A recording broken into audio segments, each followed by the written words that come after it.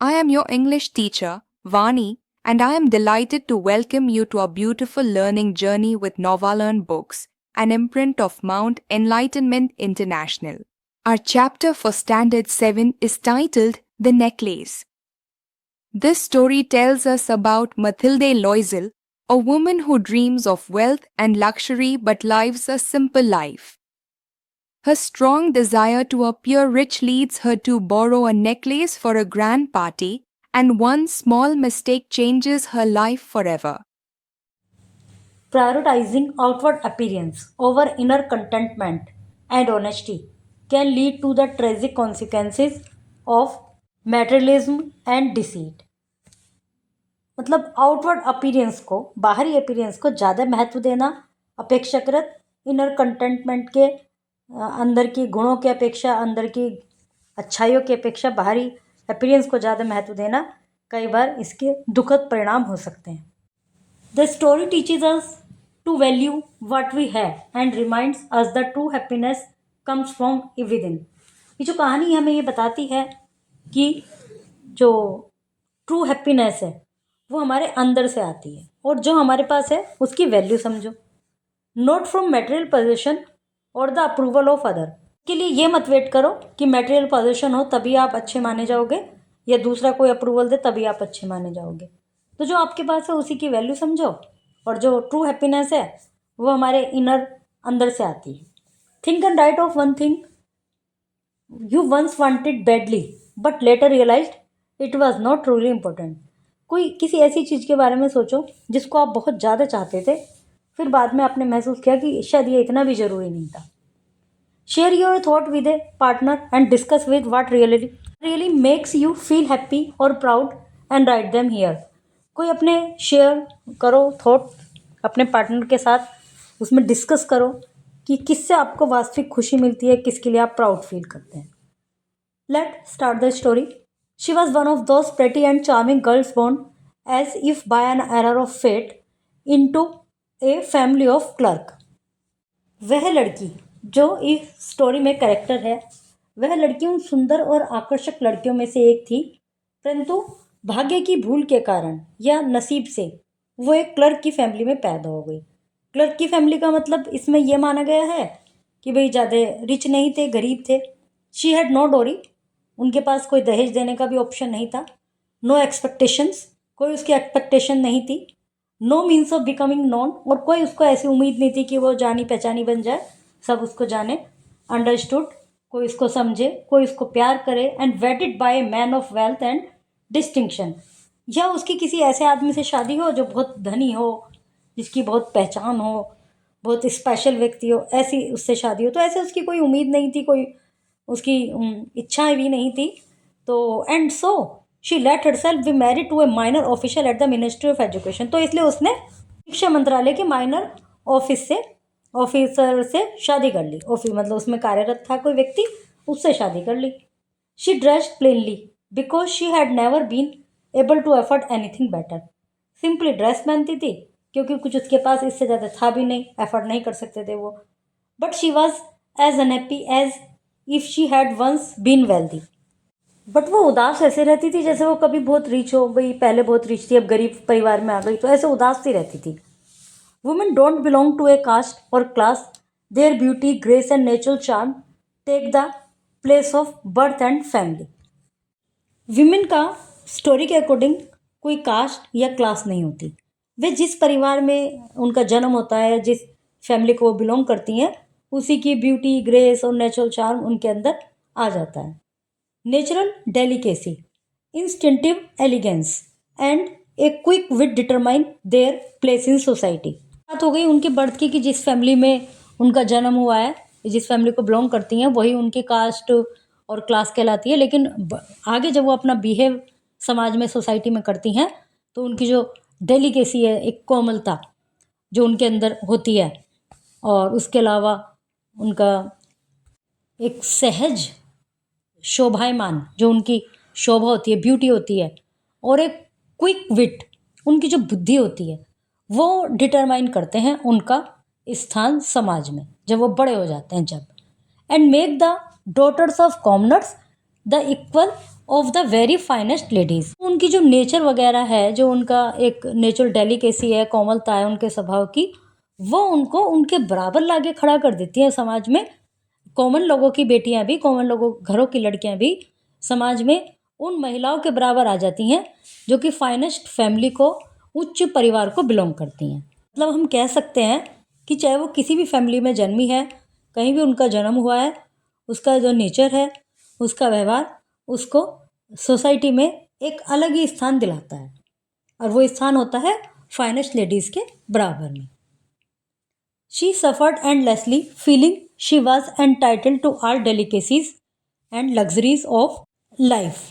वो सारे कष्ट, सारी परेशानियाँ बिल्कुल अंत तक सहती रही, सब कुछ झेलती रही, केवल इसी उम्मीद से कि वो भी संसार की जो डेलिकेसीज हैं, जो लग्जरीज हैं, वो भी उनकी हकदार है।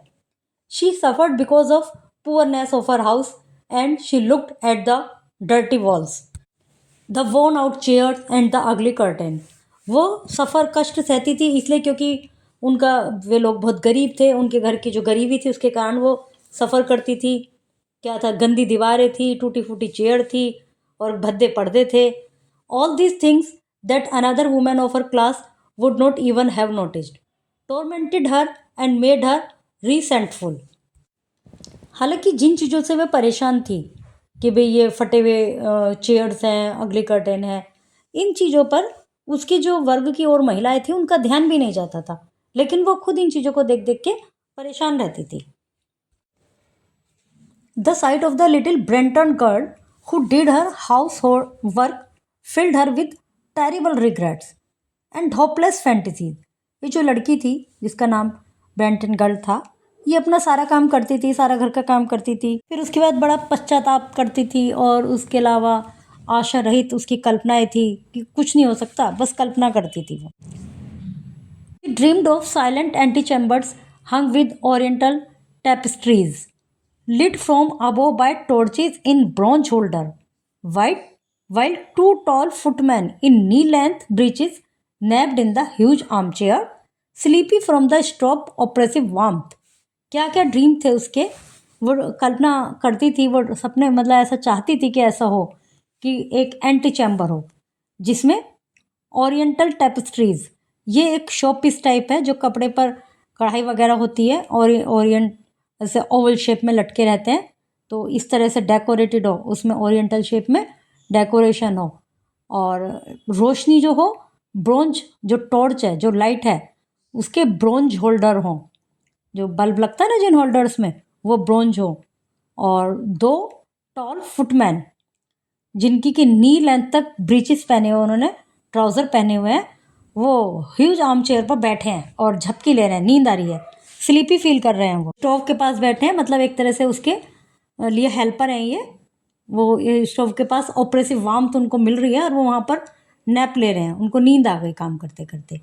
She dreamed of vast living room, वो कल्पना कर रही है एक बड़ा लिविंग रूम हो, furnished in rare old silks, जिसमें कि जो फर्निश्ड हो, जिसमें फर्नीचर हो वो ओल्ड सिल्क में से फर्निश्ड हो, वो जो उसमें फर्नीचर है, सोफ़ा वगैरह, उन पर रेयर ओल्ड सिल्क के कवर हों, उनसे बने हुए हों, एलिगेंट फर्नीचर हो, बड़ा सुंदर furniture, loaded with priceless ornament, और प्राइसलेस ऑर्नामेंट आभूषण उसके पास हों, एंड इनवाइटिंग स्मॉलर रूम, और इनवाइट कर रही है वो छोटे रूम में जिसमें कि परफ्यूम की महक है, परफ्यूम्ड है वो, पूर्ण रूप से सुगंधित कमरा है।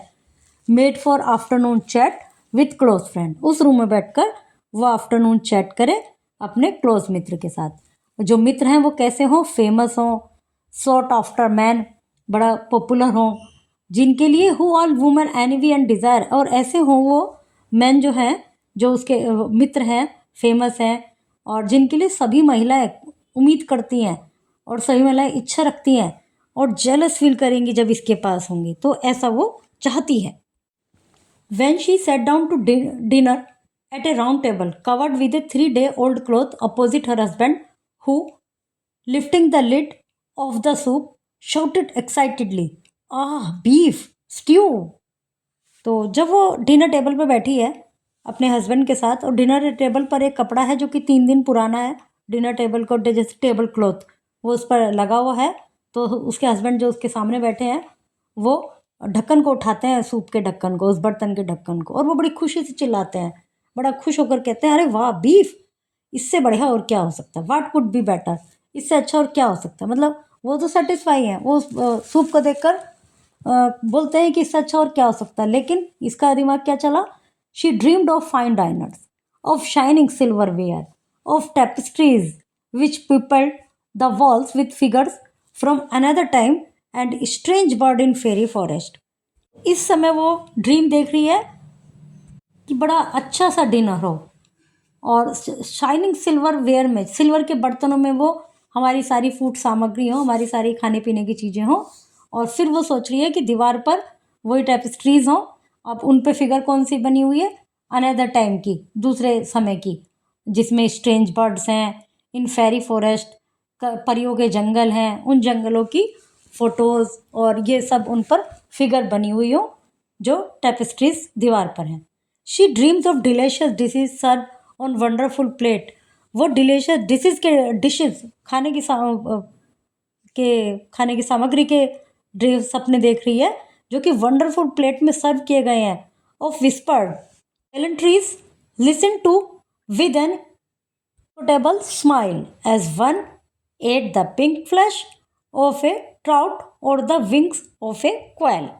तो अच्छी अच्छी प्लेट में उनका खाना परोसा गया है, और वो खाना खाते समय क्या कर रहे हैं, बड़ी वीरतापूर्वक कहानियाँ सुन रहे हैं, और थोड़ी सी स्माइल दे रही है। वो कोई पिंक फ्लैश खा रहा है, या उसका क्वेल का पंख खा रहा, बटेर, बटेर पक्षी होता है ये, उसका पंख खा रहे हैं। तो मतलब खाने में भी वो अलग अलग तरह की कल्पनाएं कर रही है कि ये होना चाहिए था, ऐसा होता, वैसा होता, ये सब उसके दिमाग में चल रहा है। She had no dresses, no jewels, nothing, and these were the only things she loved. उसके पास कोई अच्छी ड्रेस नहीं थी, कोई ज्वेलरी नहीं थी, कुछ भी नहीं था, और यही चीज़ें उसे ज़्यादा पसंद थी। She felt she was made for them alone.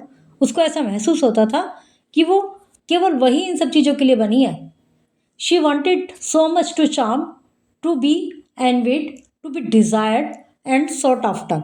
वो चाहती थी कि वो बहुत ज़्यादा चार्मिंग हो, लोग टू बी एनविड, लोग उससे थोड़ा सा जेलस फील करें कि ये इतनी चार्मिंग क्यों है। वो चाहती थी कि सब उसको चाहें, सॉर्ट आफ्टर, कि सब उसकी, सबकी चाहत वही हो। She had a rich friend, A farmer schoolmate at the convent, whom she no longer wanted to visit because she suffered so much when she came home.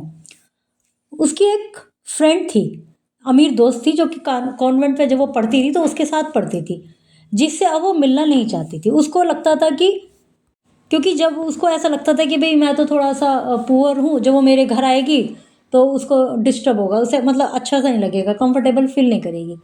For whole days afterward she would keep weep with sorrow, regret, despair. जब भी वो उसके पास कभी आई है तो उसको वहाँ अच्छा नहीं लगता था, इसको इनकम्फर्टेबल लगता था। उसके बाद वो कई दिनों तक दुख, पछतावा और निराशा और दुख से रोती रहती थी जब भी वो कभी आई है। One evening her husband came home with an air of triumph holding a large envelope in his hand.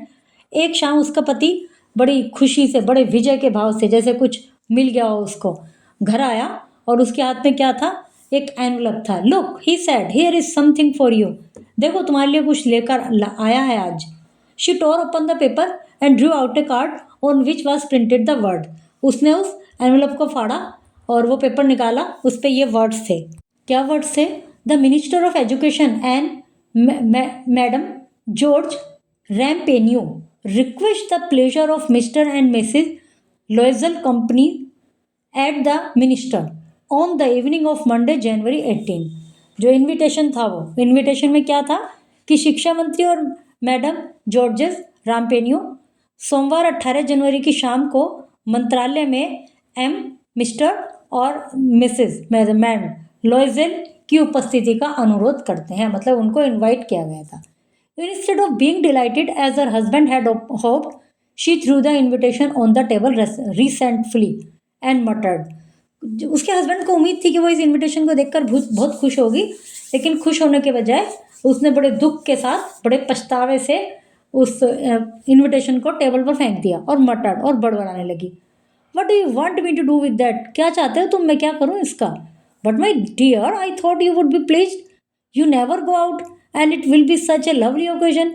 तो उसने कहा लेकिन मुझे तो ऐसा लगता है कि भाई तुम्हें, मुझे तो लगा कि तुम खुश होगी, तुम कभी भी बाहर नहीं जा पाती, और ये तो इतना अच्छा इतना प्यारा इनविटेशन हमारे लिए आया है।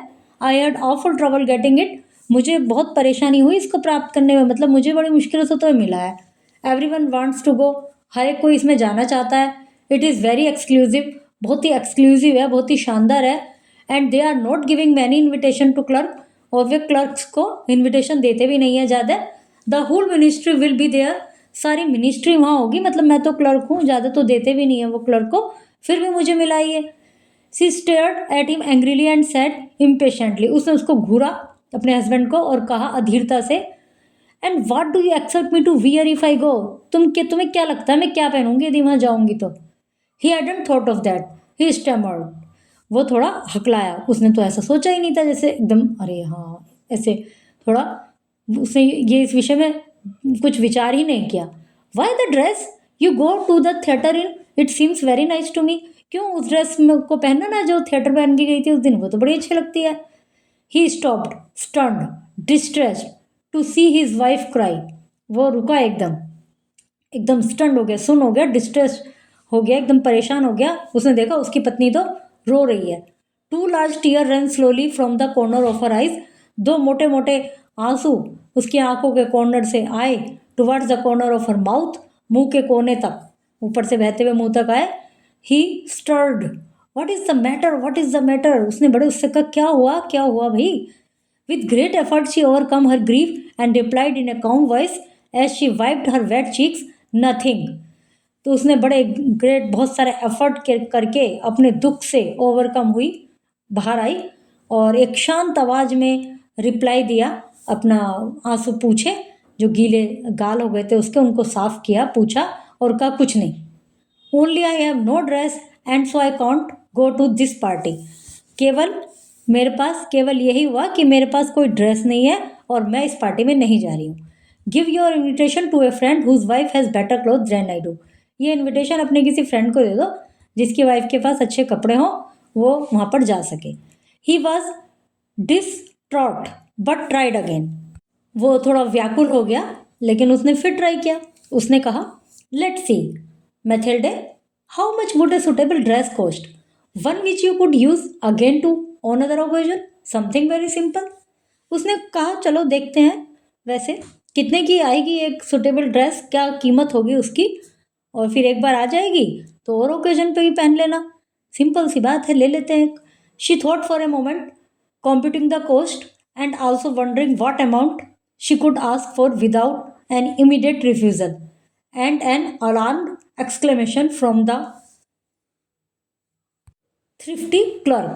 उसने कुछ पल के लिए सोचा और कोस्ट का अनुमान लगाने लगी, और वो ये भी वंडरिंग कर रही थी, मतलब ऐसा भी उसके दिमाग में चल रहा था कि अमाउंट ऐसी भी हो कि भाई एकदम से ये थ्रिफ्टी जो क्लर्क है, जो कि बड़ा इकोनॉमिकली खर्च कर सकता है, ज़्यादा कट नहीं सकता, तो अमाउंट ऐसी भी ना हो कि वो एकदम ही तुरंत मना कर दे, तो कुछ इस तरह की अमाउंट होनी चाहिए जो कि उसका रीचेबल हो उसके लिए।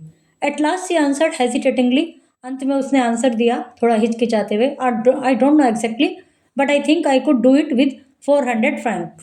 तो उसने कहा कि मुझे एग्जैक्टली तो नहीं पता, पर मुझे लगता है कि 400 फ्रैंक में मैं इसको एक ड्रेस ले सकती हूँ। He turned a little pale because he had been saving that exact amount to buy a gun and treat himself to a hunting trip the following summer.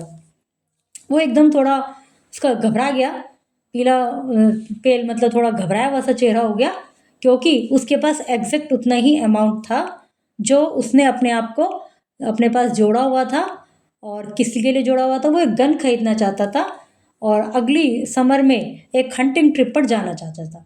In the country near Nanterre with a few friends who went lark shooting there on Sundays. अगली गर्मियों में नैनतेरे के पास एक village है जहाँ पर अपने कुछ फ्रेंड के साथ जाना चाहता था, जहाँ पर वे लार्क शूटिंग के लिए जाते हैं हर संडे को। तो उसने भी प्लान किया होगा कि भाई मैं भी थोड़े से पैसे जोड़ लूँ, एक गन खरीद लूँगा, अगली जो नेक्स्ट जो समर होगी मैं भी उसमें चला जाऊँगा। हाउएवर ही सेड, तो फिर भी उसने कहा very well I can give you 400 Frank, but try and get a really beautiful dress. उसने कहा ठीक है मैं दे दूंगा तुम्हें 400 फ्रैंक, लेकिन एक रियली ब्यूटीफुल ड्रेस उससे ट्राई करना खरीदने का। The day of the party drew near, जो पार्टी का दिन था वो करीब आता जा रहा था। And madam Loisel seemed sad, restless and anxious.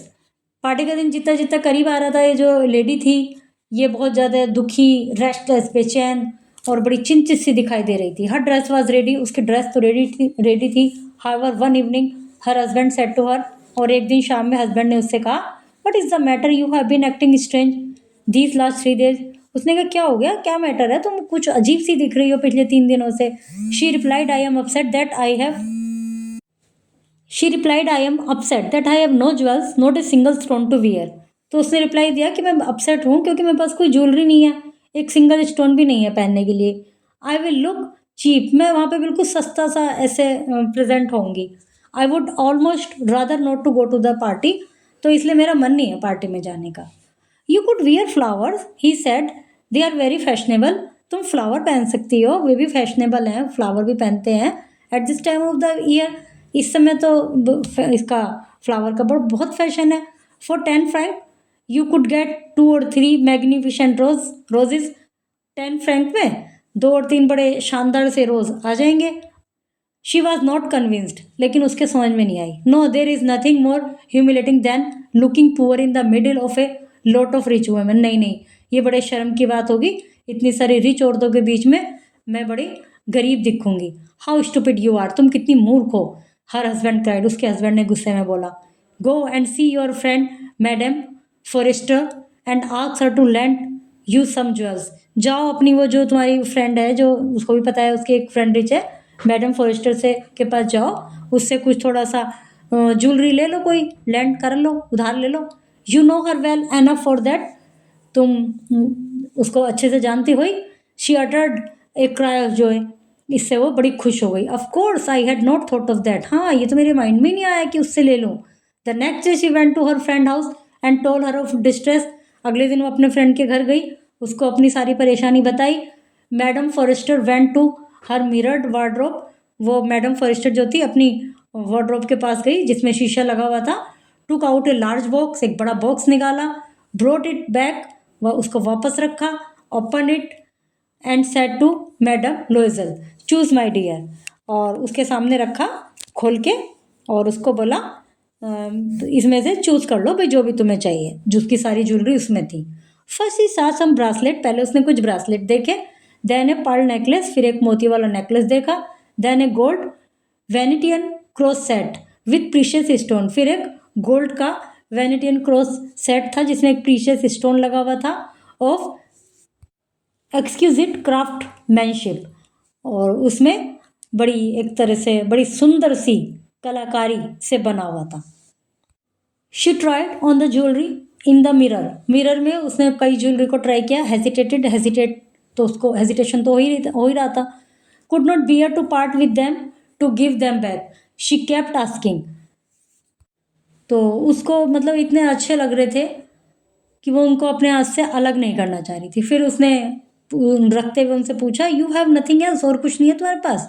Y yes but I don't know what you like. तो उसने कहा हाँ है ना, क्यों, लेकिन मुझे क्या चाहिए, तुम्हें किस तरह का पसंद आएगा? Suddenly she discovered in a black satin box, black satin box में उसको एक सुपर डायमंड नेकलेस, एक सुपर डायमंड का नेकलेस दिख गया। And her heart began to beat with uncontrolled desire, और उसका हृदय जो था वो अनकंट्रोल्ड डिज़ायर से धड़कने लगा। मतलब उस नेकलेस को देखकर, डायमंड के नेकलेस को देखकर वो बिल्कुल अनकंट्रोल्ड हो गई।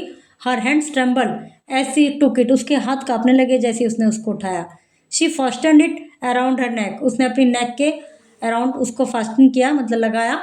Over I high neck dress, उसकी जो हाई नेक ड्रेस थी। And stood lost in ecstasy as she looked at her self, और वो अपना इतना मतलब एक्सटेसी होता है परमानंद, बहुत ही गहरे आनंद में डूब गई जब उसने अपने आप को देखा। Then she asked anxiously hesitating, फिर उसने बड़ी उत्सुकता से हेजिटेट करते हुए पूछा, would you lend me this, just this, क्या तुम मुझे दे सकती हो, केवल ये चाहिए? वाई यस ऑफ कोर्स, हाँ हाँ बिल्कुल। She threw her arms around her friend's neck, और उसने अपनी फ्रेंड के गले में अपनी बाहें डाली, जैसे गले मिलते हैं ना, एम्ब्रेस, उसको एम्ब्रेस किया her rapturously then fled with her treasure. उसने उसको एम्ब्रेस मतलब गले मिली और बड़ी खुशी से, बहुत प्रोत्साहित होकर, बिल्कुल जैसे उसने कहा ना हाँ हाँ क्यों नहीं, उसको गले मिली, बड़ी खुश हुई और वहाँ से उस खजाने को लेकर तेजी से निकल गई। The day of the party arrived, party वाला दिन आ गया। मैडम लोइजल वाज ए सक्सेस, वो बिल्कुल इस समय अपने आप में बहुत सफलता महसूस कर रही हैं। She was prettier than all the other women, elegant, gracious, smiling and full of joy. वो उस सभी जितनी भी वहाँ महिलाएं थी और लेडीज़ थी, उनमें सबसे ज़्यादा एलिगेंट, ग्रेशियस और खुशी से हंसती हुई घूम रही है। All the man stared at her, और जैसे कि वो आज तक कल्पना करती थी, आज उसे वही कुछ मिल गया कि सभी जो मैन थे वो उसको देख रहे थे, आस्क्ड नेम, उसका नाम पूछ रहे थे, ट्राई टू बी इंट्रोड्यूस्ड, और चाह रहे थे कि भाई हमारा इंट्रोडक्शन ले, हमसे बात करे। All the cabinet official wanted A words with her, जितने भी कैबिनेट ऑफिसर थे वो सब उसके साथ वर्ड्स विद हर, मतलब वर्ड्स होता डांस करना चाहते थे। The minister noticed her, minister ने भी उसको नोटिस किया। She danced wildly, with passion, drunk on pleasure, forgetting everything in the trump of her beauty, in the glory of her success, in a sort of cloud of happiness, made up of all this respect, all this admiration, all these awakened desire, of that sense of trump that is so sweet to a woman's heart. वो उसने dance किया widely, मतलब तेजी से, with passion, बहुत passion के साथ, drunk, pleasure, सब कुछ किया उसने, फॉरगेटिंग एवरीथिंग, और सब कुछ भूल चुकी थी इस जीत की, जो उसकी सुंदरता की आज जीत हुई कि सब उसके की तरफ अट्रैक्ट हो रहे हैं, इसमें वो सब कुछ भूल चुकी थी। In the glory of her success, उसकी जो सफलता की जो शान थी और इस जो क्लाउड ऑफ हैप्पीनेस थी, इन सब ने, और इसके कारण उसको इतना रेस्पेक्ट मिला, इतनी एडमायरेशन मिली, और ये जो सब अवेकन उसके दिल में जो ऐसी जो डिज़ायर थी, जो ड्रीमिंग देखती रहती थी, वो सब आज पूरा हो गया। Of that sense of Trump, और वो जो विजय की सेंस थी वो वही थी जो ये वुमेन पता नहीं कब से इन चीज़ों के, इसके वुमेन के हार्ट में पता नहीं कब से ये सब इच्छाएं रहती थी। She left at about 4 o'clock in the morning, लगभग 4 बजे वो वहाँ से निकले सुबह के, शाम पूरी रात पार्टी चली है लगभग उनकी।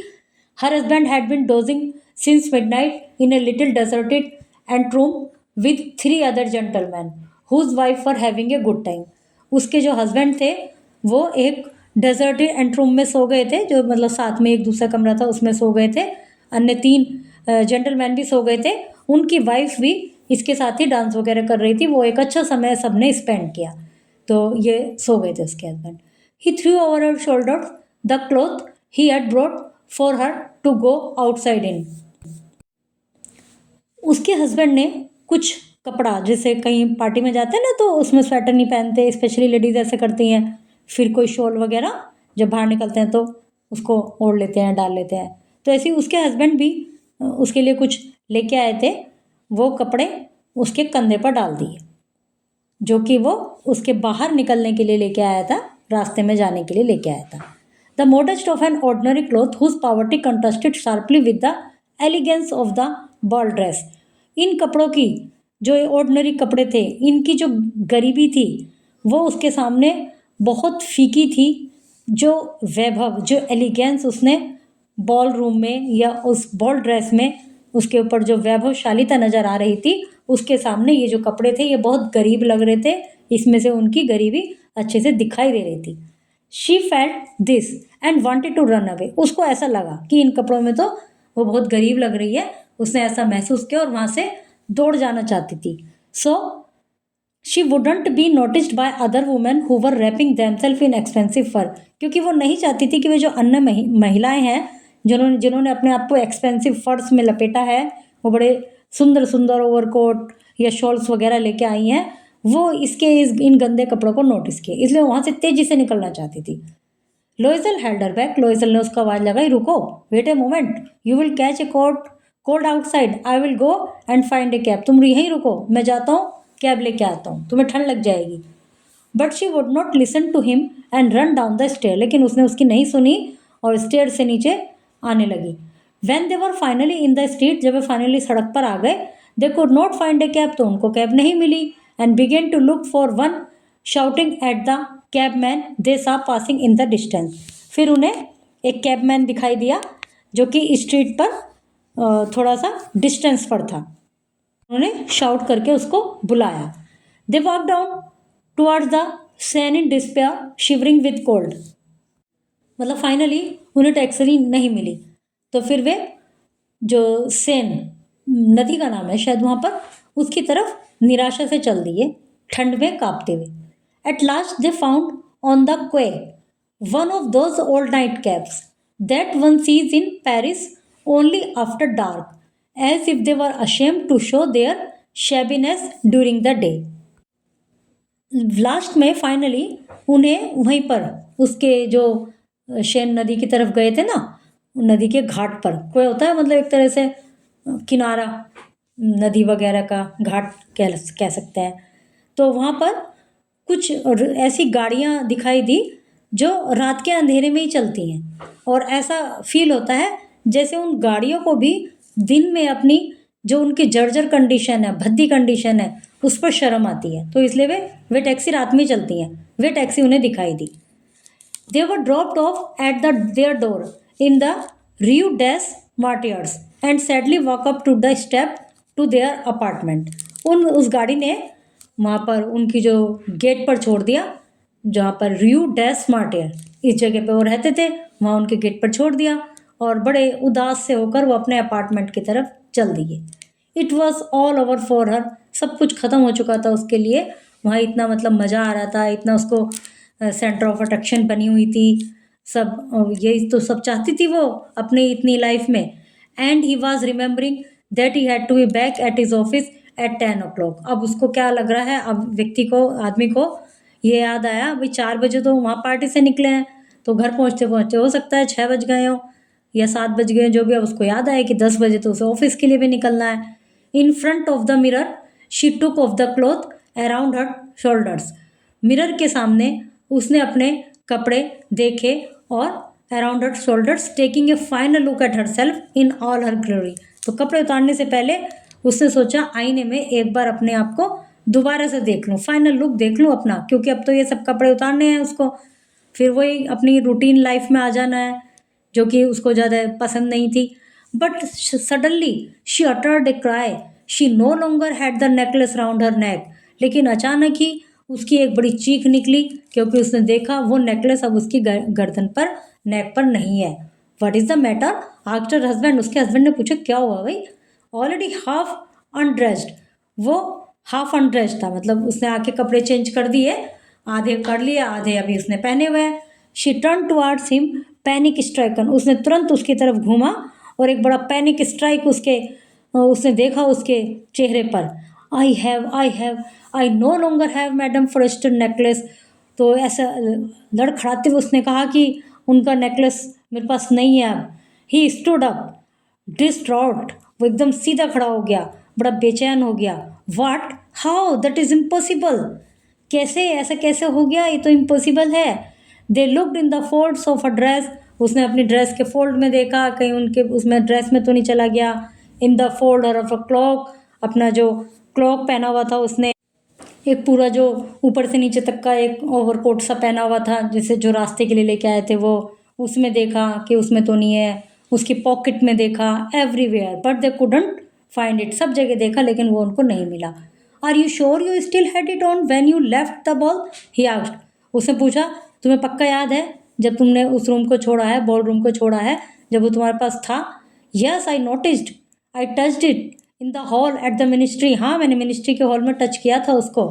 But if you had lost it in the street we would have heard it fall, यदि तुम ये सड़क पे गिरा होता तो हमें उसके गिरने की आवाज़ आती। It must be in the cab, ये कैब में गिरा है इसका मतलब। Yeah that is probably it. Did you take his number, हाँ शायद कैब में गिरा, क्या तुम्हारे पास उसका नंबर है। No, and you didn't you notice it, तुमने भी नोटिस नहीं किया। No, they stared at each other, एक दूसरे को देखते रहे, स्टन, बिल्कुल सुन हो गए। At last लोइसल put his cloth on again, लोइसल ने अपने कपड़े दोबारा से पहने। आई एम गोइंग बैक, मैं वापस जा रहा हूँ। He said, over the whole route he walked, see if I can find it. उस पूरे रास्ते पर जाऊंगा जहाँ से हम आए हैं, हो सकता है मिल जाए। ही लेफ्ट, वो चला गया। She remained in her ball dress all evening, पूरी शाम वो अपनी बॉल ड्रेस में ही रही उस समय, उस दिन। Without the stand to go to bed, उसके अंदर कोई शक्ति नहीं थी बिस्तर पर जाने के लिए भी। चेयर पर बैठी रही। विद नो फायर, कोई आग भी उसने नहीं जलाई। हर माइंड ब्लैंक, उसका माइंड बिल्कुल ब्लैंक था। Her husband return about 7 o'clock, उसका हस्बैंड 7 बजे तक वापस आ गया। ही हैड फाउंड नथिंग, उसको कुछ भी नहीं मिला। अभी ऊपर इवनिंग था ना। He went to the police, police में गए वो। टू द न्यूज़पेपर वालों को भी उसमें भी निकलवाया।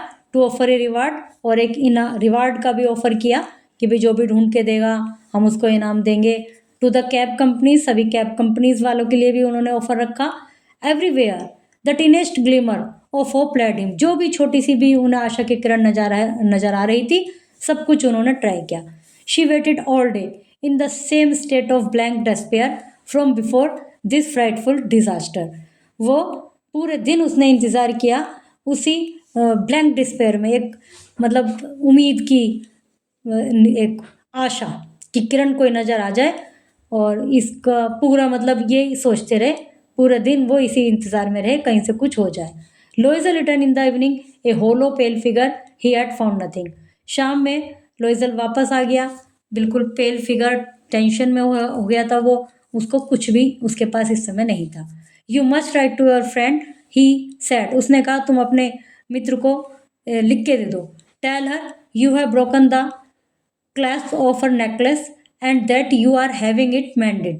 It will give us time to look some more. तुम अपने मित्र को कह दो, उसको लिख के दे दो, लिख दो कि भाई इसका एक हमसे वो लॉक टूट गया है, हम इसको सही करा के तुम्हें देंगे, तो इससे हमें थोड़ा सा समय और मिल जाएगा उसको ढूंढने का, हो सकता है कुछ उम्मीद कहीं से कुछ हो जाए। She wrote as he dictated, उसने लिख दिया जैसे उसने कहा था। At the end of the week they had lost all hope, week के अंत में उनकी सारी उम्मीदें खत्म हो गई।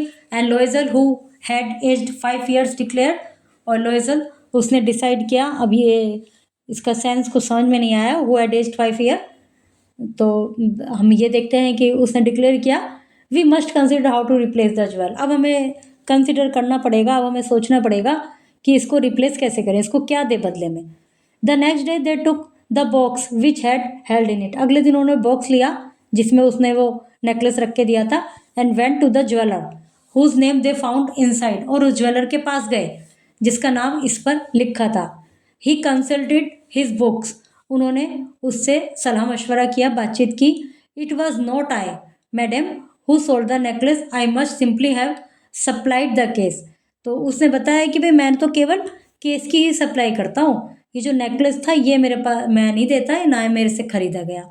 And so they went from jeweller to jeweller, इस तरह से वे एक ज्वेलर से दूसरे ज्वेलर इस सबके पास गए, looking for a necklace, necklace को देखते रहे कि भाई उसके जैसा ही दूसरा मिल जाए।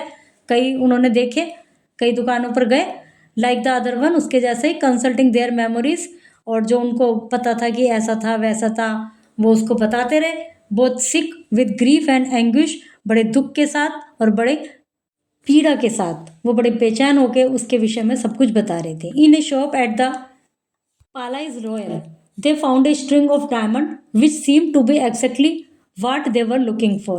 एक शॉप में, पलाइज रॉयल नाम था उसका, उसमें उनको एक डायमंड की स्ट्रिंग दिखाई दी जिसमें एग्जैक्टली वही डायमंड थे जिसको वो तलाश कर रहे थे। इट वॉज वर्थ 40,000 franc, और ये 40,000 franc का था। They could have it for 36,000, थोड़ी सी बार्गेनिंग की, उससे रिक्वेस्ट की और उसको 36,000 का उनको मिल सकता था। So they begged the jeweller not to sell it for 3 days, उन्होंने उस ज्वेलर से रिक्वेस्ट की कि भाई इसको 3 दिन तक अभी मत बेचना, हम कहीं ना कहीं से इंतज़ाम करेंगे। And they made an arrangement that he would take it back for 34,000 franc if the other necklace was found before the end of the February, और उन्होंने और उससे ये भी बार्गेनिंग हुई कि यदि उनको वो दूसरा नेकलेस मिल गया जो, तो वो इनको वापस भी ले लेगा 34,000 में फरवरी के एंड तक। लोइजल हैड 8,000 franc, लोइजल के पास 8,000 franc थे, which his father had left for him, जो उसके पिता ने उसके लिए छोड़े थे। He would borrow the rest, बाकी उसने सोचा कि भाई उधार ले लूँगा। एंड ही डिड बोरो, उसने उधार लिया। Asking for 1,000 franc from one man, 1000 एक व्यक्ति से लिए, 500 फ्रॉम अनदर, 500 दूसरे से, 5 लुइस हियर, 3 लुइस देयर, 300 यहाँ से, 500 यहाँ से, इस तरह से कई जगह से इकट्ठे किए। He gave notes, made ruinous agreements, dealt with. तो इस सारे प्रोसीजर में उसने बहुत सारे उसको पैसे देने पड़े और बहुत सारे ऐसे समझौते एग्रीमेंट करने पड़े जो उसके लिए उचित नहीं थे, थोड़ा सा गलत थे। Dealt with usurers, with every type of money lender. Usurers होते हैं जो ब्याज पर पैसा देते हैं, सूदखोर, उनके साथ सौदेबाजी की। और हर प्रकार के मनी लेंडर, हर तरह से, हर प्रकार के जमींदारों वगैरह से जो भी पैसा उधार देते हैं सबसे समझौता किया। He compromise the rest of his life, और उसका जो रेस्ट ऑफ हिज लाइफ उसको कॉम्प्रोमाइज करना पड़ेगा क्योंकि इतना सारा उधार वो चुकाएगा कैसे। Risk signing notes without knowing if he could ever honour them, and terrified by the anguish still to come, by the black misery about to fall on him, by the prospect of every physical privation and every moral torture he was about to suffer. He went to get the new necklace and laid down the jeweler's counter 36,000 franc. मतलब इसके लिए उन्होंने क्या क्या नहीं किया।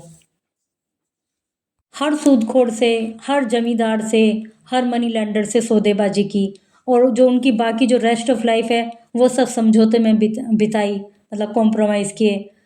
कहीं कहीं उसने ऐसे साइन करने का जोखिम उठाया, यह जाने बिना कि वो कभी उस जो एग्रीमेंट कर रहा है, जो जिस पर साइन कर रहा है उसको पूरा कर पाएगा भी या नहीं, या आने वाली पीड़ा से जो उसके लाइफ में जो कष्ट आने हैं और जो भी दुख उसकी लाइफ में आने हैं, by the prospect of every physical privation, और प्रत्येक शारीरिक अभाव, हर तरह का मोरल टॉर्चर, सब कुछ उसको कष्ट सहना पड़ेगा। लेकिन कुछ ना कुछ करके वो किसी भी तरह से नया नेकलेस लेने के लिए तैयार थे, और उसकी ज्वेलर की शॉप पर 36,000 उनको देने ही थे। तो उन्होंने मतलब हर कीमत पर वो लेने का डिसाइड कर लिया था, चाहे उसके लिए उन्हें कितने भी समझौते करने पड़े।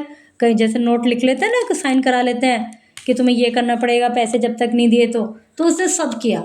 ये भी नहीं सोचा कि क्या मैं इसको पूरा कर पाऊंगा या नहीं, यह मेरे लिए शारीरिक और मानसिक रूप से मेरा कितना टॉर्चर होगा, कुछ भी नहीं सोचा। हर कीमत पर वो 36,000 उस ज्वेलर को देकर नया हार उनको लेना था।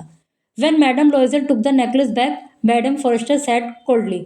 जब मैडम लोइजल वो नेकलेस लेके गई मैडम फॉरेस्टर के पास, तो उन्होंने कहा coldly, you should have return it sooner, I might have needed it. थोड़ा जल्दी देना चाहिए था, बहुत दिन में दिया, मुझे इसकी ज़रूरत थी। टू द रिलीफ और friend she did not open the case, अपने फ्रेंड के रिलीफ के लिए उसने केस भी ओपन नहीं किया। If she had detected the substitution, उसको लग रहा था कि कहीं ये पहचान न ले कि ये मेरे वाला नहीं है, इसमें तो कुछ चेंज हो गया। What would she have thought, क्या सोचेगी वो। What would she have said, वो क्या कहेगी। Would she have taken her friend for a thief, क्या वो अपनी चोर को, अपनी मित्र को चोर समझेगी। From then on madam Loisel knew the horrible life of the very poor. उस दिन से मैडम लोइजल जान गई कि गरीबों की लाइफ जो है कितनी हॉरिबल होती है। But she played her part heroically, लेकिन उसने अपना जो पार्ट था वो बड़ी हीरोइक मैनर में किया। The dreadful debt must be paid, जो डेट है, जो ऋण है, उसको चुकाना ही चाहिए। शी वुड पे इट, उसने उसको चुकाया, मतलब जो आगे, अब उसको तो हार दे दिया, वहाँ से तो उनकी हो गई कहानी ख़त्म। लेकिन अब जो उनका पूरा जीवन है उससे पता चलेगा उनको कि गरीबों की लाइफ कितनी हॉरिबल होती है। लेकिन डेट तो उन्हें चुकाना ही है, ऋण तो उन्हें चुकाना ही है, तो वो उसको पे करेंगे। दे डिसमिस्ड देयर मेड हटा दी, they changed their lodgings, they rented a garret under the roof, उनके सामान थे उनको चेंज कर दिया, रहने की जगह शॉर्ट कर ली और रेंट पर दे दिया थोड़ी सी जगह। She came to know drudgery, she came to know the drudgery of housework, the odious labor of the kitchen. She washed the dishes, staining her rosy nails on greasy pots and bottom of pans. अब उसको जो घर के काम है, जो house work थे, वो कितना उनमें मेहनत लगती है, ये समझ में आया। ऑडियस लेबर, कितना अजीब अजीब सा लेबर करना पड़ता है कि रसोई में। और वो डिशेज धोती थी, बर्तन धोती थी। स्टेनिंग हर रोजी नेल्स, जो उसके जो सुंदर सुंदर से नेल्स थे उनको उनसे रगड़ती थी। ग्रीसी पोट्स, बर्तन चिकनाई वाले पैंस की तली साफ करती थी। She wash the dirty linen, the shirt and dish cloth.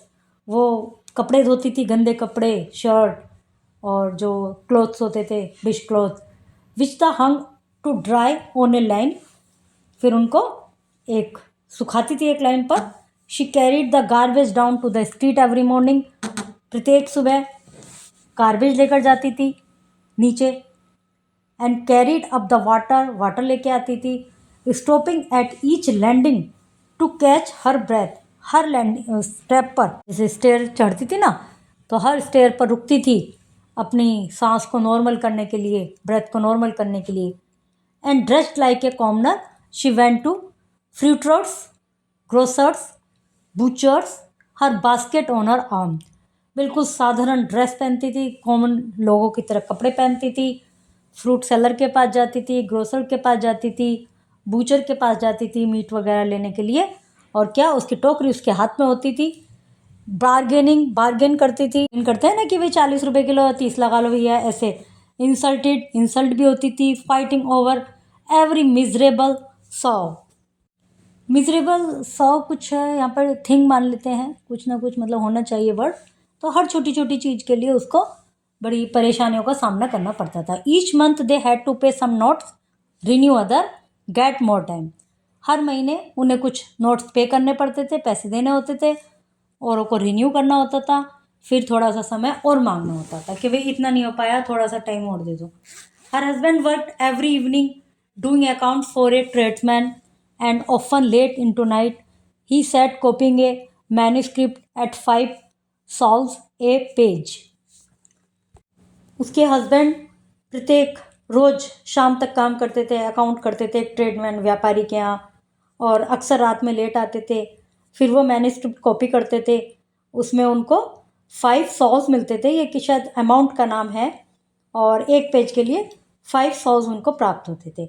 और ऊपर जो लिखा है मिजरेबल सॉ, यहाँ पर भी कुछ यही तात्पर्य होगा कि हर एक एक पैसे के लिए उसको लड़ना पड़ता था, बार्गेनिंग करनी पड़ती थी, इंसल्ट उसकी होती थी, मतलब एक पैसा जोड़ती थी वो।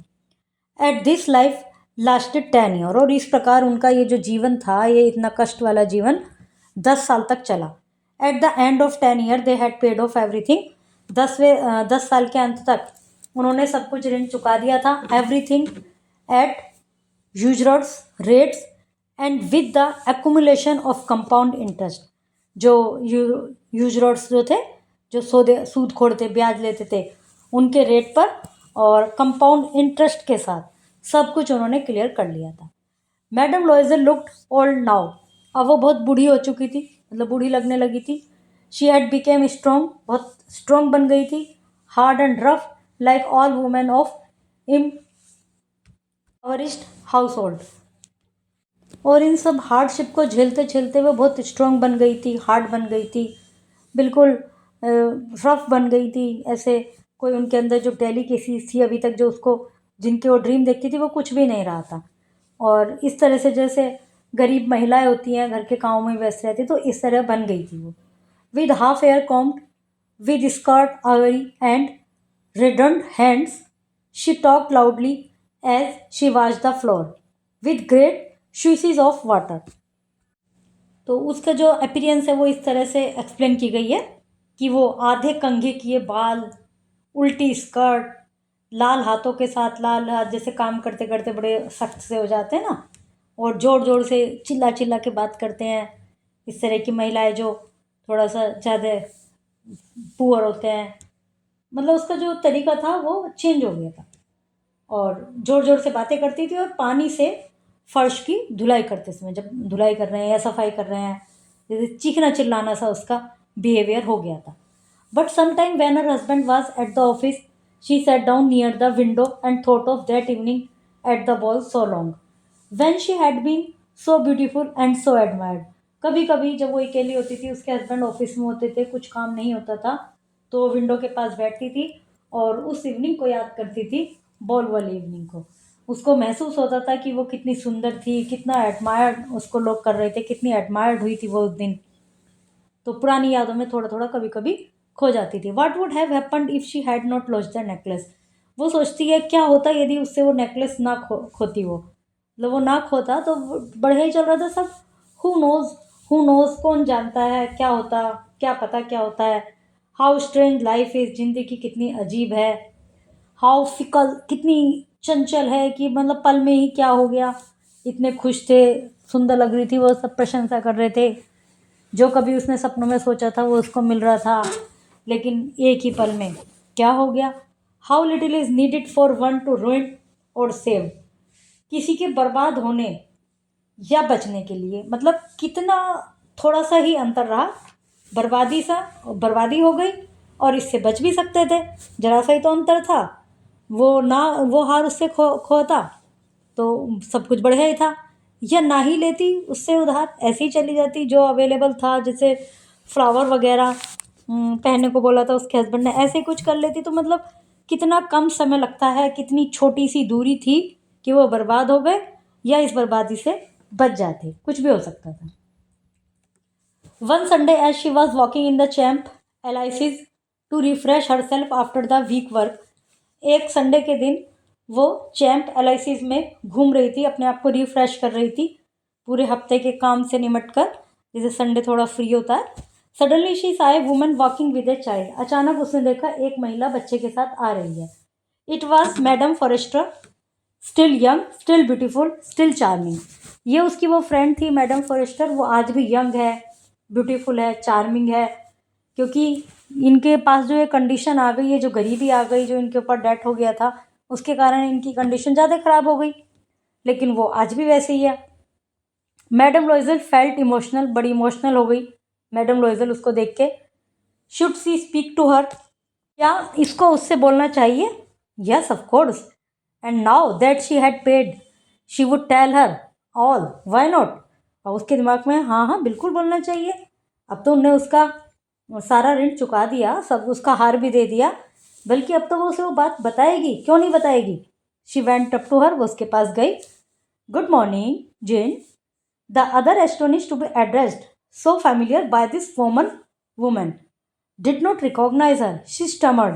जो दूसरी महिला थी जिसको उसने गुड मॉर्निंग बोला था, वो थोड़ा आश्चर्यचकित हो गई, एस्टोनिश्ड हो गई कि एक कितनी फैमिलियर वे में इस महिला ने, कॉमन महिला ने मुझे वो एड्रेस किया है, कैसे इसने गुड मॉर्निंग बोला है, कौन थी वो तो उसको पहचान ही नहीं थी। But madam I don't no, you must have made a mistake, तो उसने कहा मैडम मैं आपको नहीं जानती, आप कुछ कंफ्यूज हो गई हैं। नो आई एम मैथेल्डे लॉइजल, तो उसने कहा नहीं मैं, उसने अपना नाम बताया, मैथेल्डे लॉइजल हूँ। हर फ्रेंड अटर्ड क्राई, उसकी फ्रेंड ने कहा, एकदम उसके मुंह से क्राई निकली, oh my poor Mathilde, how you have changed, तुम इतनी चेंज कैसे हो गई।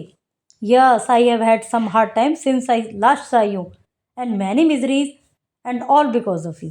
तो उसने कहा हाँ मेरी लाइफ में बहुत स्ट्रगल आए हैं जब मैं तुमसे मिली हूँ, उसके बाद से जब हम लास्ट मिले हैं, और ये सब तुम्हारी वजह से हुआ है। तो उसने कहा me, how can that be, मैंने क्या किया। Do you remember the diamond necklace that you have lent me to wear the ministry party.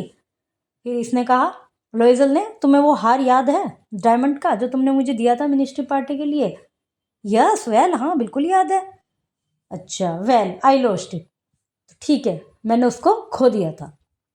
What do you mean you brought it back, नहीं नहीं तुम तो मुझे वापस दे के गई हो। I bought you back another exactly like it, मैंने तुम्हें जो दिया है ना वो बिल्कुल उसके जैसा दूसरा दिया है। And it has taken us 10 year to pay for it, और हमें उसको उसकी कीमत चुकाने के लिए 10 साल लग गए। It was not easy for us, हमारे लिए ईजी नहीं था वो। वी हैड वेरी लिटिल, हमारे पास बहुत कम था।